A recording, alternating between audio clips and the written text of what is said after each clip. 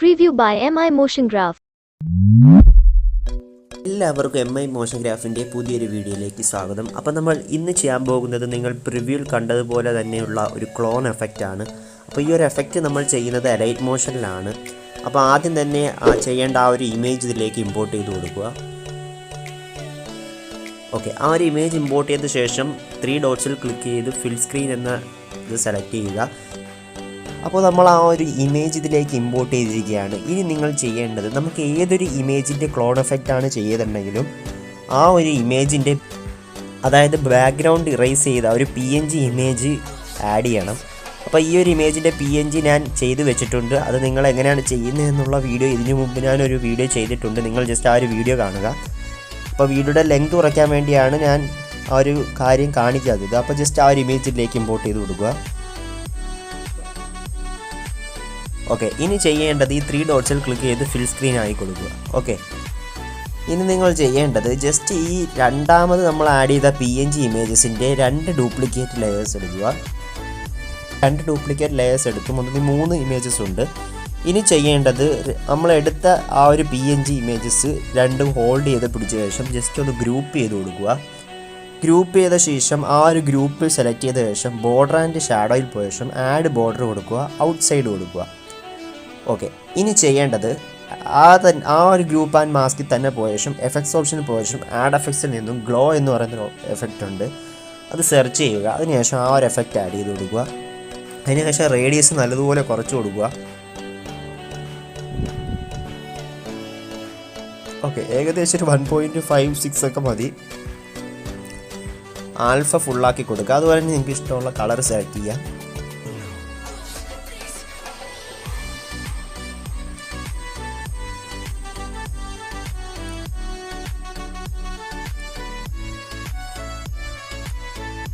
അതുപോലെ തന്നെ ഹാർഡ്നെസ്സും കുറച്ച് കൊടുക്കുക. ഇനി നിങ്ങൾ ചെയ്യേണ്ടത് ജസ്റ്റ് ഈ ഒരു രണ്ടാമത്തെ ലെയറിൻ്റെ ഡ്യൂപ്ലിക്കേറ്റ് ഒരു ലെയർ കൂടി എടുക്കുക.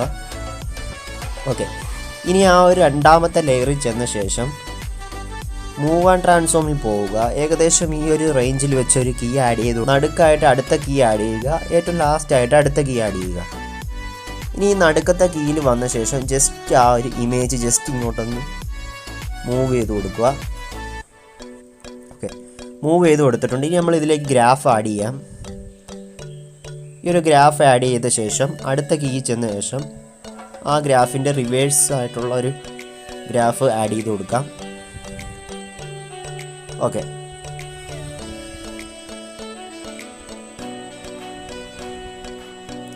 ഓക്കെ, അപ്പോൾ ഇങ്ങനെയാണ് ഈ ഒരു എഫക്റ്റ് ചെയ്യുന്നത്. ഇനി നമ്മൾ ചെയ്യുന്നത് ഈ രണ്ടാമത്തെ നമ്മളിപ്പോൾ എടുത്ത അതേ ആ ഒരു ഇമേജ് സെലക്ട് ചെയ്ത ശേഷം എഫക്ട്സ് ഓപ്ഷനിൽ പോയ ശേഷം ആഡ് എഫക്ട്സിൽ ക്ലിക്ക് ചെയ്യുക. അതിനുശേഷം ജസ്റ്റ് ഹാഫ് ടോൺ ഡോട്ട്സ് എന്ന് സെർച്ച് ചെയ്യുക. ആ ഒരു ഹാഫ് ടോൺ ലൈൻസ് ആണ് നമ്മൾ ആഡ് ചെയ്യുന്നത്. ആ ഒരു എഫക്റ്റ് ഇതിലേക്ക് ആഡ് ചെയ്ത് കൊടുക്കുക. സ്റ്റാൻഡേർഡ് സെറ്റിങ്സോട് കൂടി ആഡ് ചെയ്ത ശേഷം ജസ്റ്റ് ഈ എമൗണ്ട് നിങ്ങൾക്ക് നിങ്ങളുടെ ആ ഒരു ഇമേജ് അനുസരിച്ച് സെറ്റ് ചെയ്ത് കൊടുക്കാവുന്നതാണ്. അതിനുശേഷം സ്ട്രെങ്ത്തും നിങ്ങളുടെ ആ ഒരു ഇമേജ് അനുസരിച്ച് സെറ്റ് ചെയ്ത് കൊടുക്കുക. അതിനുശേഷം കളറ് ഞാനിവിടെ ബ്ലാക്ക് കളർ കൊടുക്കുന്നു. രണ്ടാമത്തെ കളർ റെഡും കൊടുക്കുകയാണ്. ഓക്കെ, ഇനി ഇതിലേക്ക് നമ്മൾ അടുത്തൊരു എഫക്റ്റ് കൂടി ആഡ് ചെയ്ത് കൊടുക്കുകയാണ്. ആഡ് എഫക്ട്സിൽ പോയ ശേഷം ഡ്രോയിങ് ആൻഡ് എഡ്ജിൽ പോയ ശേഷം ഇലക്ട്രിക് എഡ്ജസ് എന്ന് പറഞ്ഞൊരു ഓപ്ഷൻ സ്റ്റാൻഡേർഡ് സെറ്റിങ്സോടുകൂടി ആഡ് ചെയ്ത് കൊടുക്കുക. അല്ലെങ്കിൽ നിങ്ങൾ ജസ്റ്റ് ആ ഒരു ഇലക്ട്രിക് എഡ്ജസ് എന്ന് പറയുന്ന ഓപ്ഷൻ സെലക്ട് ചെയ്ത ശേഷം ഇലക്ട്രിക് ഷോക്ക് എന്ന് പറയുന്നത് നിങ്ങൾക്ക് സെലക്ട് ചെയ്ത് കൊടുക്കാം. അതിനുശേഷം ഡിസ്റ്റൻസ് കുറച്ച് കൊടുക്കുക. ഓക്കെ, ഇപ്പോൾ ആ ഒരു രീതിയിൽ അവിടെ വന്നിട്ടുണ്ട്. അല്ലെങ്കിൽ നിങ്ങൾക്ക് ആ ഒരു എഫക്റ്റ് ഇലക്ട്രിക് എഡ്ജസിൽ ചെന്ന ശേഷം ജസ്റ്റ് ആ ഒരു എഫക്റ്റ് ആഡ് ചെയ്ത് കൊടുക്കുക. അതിനുശേഷം ഡിസ്റ്റൻസ് കുറച്ച് കൊടുക്കുക. ഇനി ചെയ്യേണ്ടത് തിക്നെസ്സും എല്ലാം നിങ്ങളുടെ ആ ഒരു ഇമേജ് അനുസരിച്ച് സെറ്റ് ചെയ്ത് കൊടുക്കുക. അതിനുശേഷം ഈ ഒരു എവല്യൂഷൻ എന്ന് പറയുന്ന ഈ ഒരു തൊട്ട് മുമ്പ് ഈ ഒരു ഡീറ്റെയിലിൽ പോവുക. ഡീറ്റെയിലിൽ പോയ ശേഷം അതൊന്ന് കുറച്ച് കൊടുക്കുക.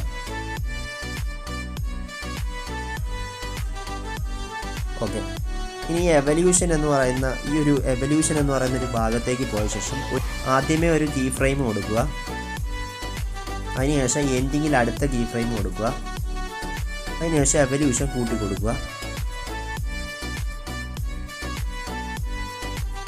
ഓക്കെ, അപ്പോൾ ഇങ്ങനെയാണ് ഈ ഒരു എഫക്റ്റ് ചെയ്യുന്നത്. ഇതുപോലെ നിങ്ങൾക്ക് വേണമെങ്കിൽ ഈ ഒരു അടുത്ത മൂവ് ആൻഡ് ട്രാൻസ്ഫോമിൽ പോയ ശേഷം അടുത്ത ഒരു ഇമേജ് ഈ ഒരു സൈഡിലേക്ക് നമുക്ക് ആക്കി കൊടുക്കാം, അടുത്ത സൈഡിലേക്ക് മൂവ് ചെയ്ത് കൊടുക്കാം. അത് ഞാനിത് ചെയ്യുന്നില്ല, കാരണം ഈ ഒരു ഇതിനകത്ത് ഒരു സൈഡിലേക്ക് കൊടുക്കുന്നതായിരിക്കും കൂടുതൽ ബെറ്റർ.